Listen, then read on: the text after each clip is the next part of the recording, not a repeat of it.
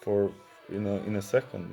I will be completely out of now and in that pain, and having pain and feeling pain. Because now, authentic now is now in which I feel, there is some balance, yeah, let's say.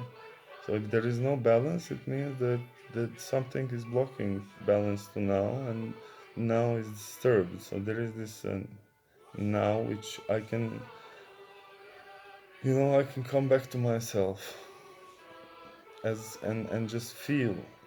Let's introduce this for now. I mean, yeah, I mean maybe so many things I did not define, but slowly we will talk through everything. But it's always coming back to now is what's important, and now I am, and body and time. In sense, I see myself. I can conceive. I can construct my being as a clock, as a yeah. That is in one term it's clock, but clock again as a click clock as I am. In terms of A B, of not only having B A or B, but I okay I'm being, but I define maybe I myself, or or so many other maybe potential relationships between body and time, as a being as now, being as actually now, and coming back to now. And this is now again authentic now, new now.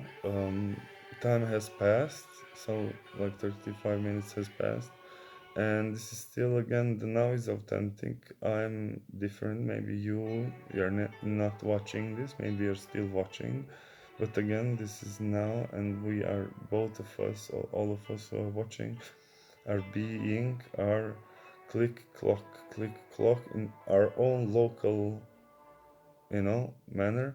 And the body, the body actually uh, of each of the clock is representing the being in the outside world. So this is also to encircle the being within the world. We need to place the body on the border to touch both the outside world and the time of local time of the being, you know and that's how each of us as a clock can relate to each other in terms of clock, and then communicate, and then so on and so on. So this is actually the what comes from the what's the consequence of understanding this, and placing the where this body is positioned in this definition. So we each of us is a clock, whose body, the body of the clock is, the our body. And it's undeniable that our body has, as I said, when we feel pain, is something more most obvious. An example in the now, you will forget about what you're saying, what you're thinking. Your focus is pain. So the relation of the body to existence is undeniable.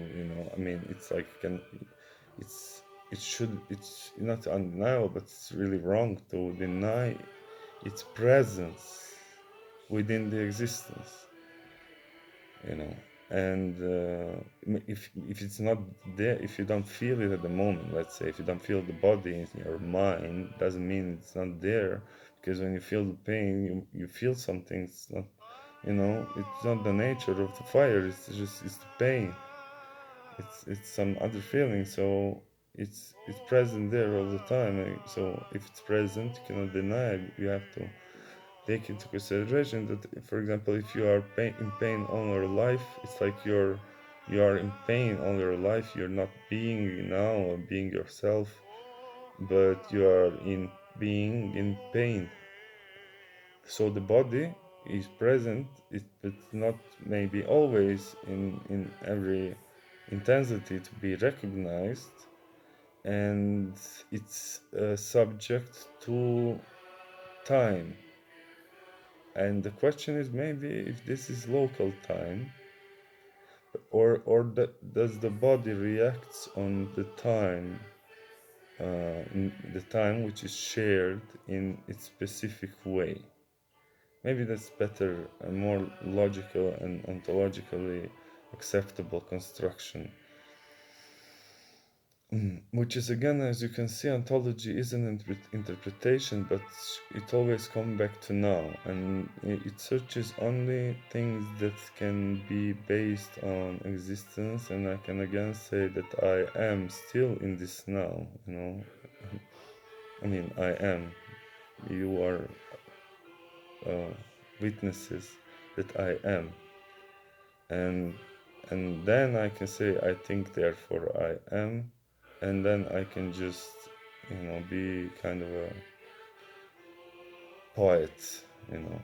That's that's why I'm not really into for poet. For me, poetry is like it's just ungraspable world. I understand the incredible wealth of imagination as such, as existing as a talent in people, but I think ontology is healthy.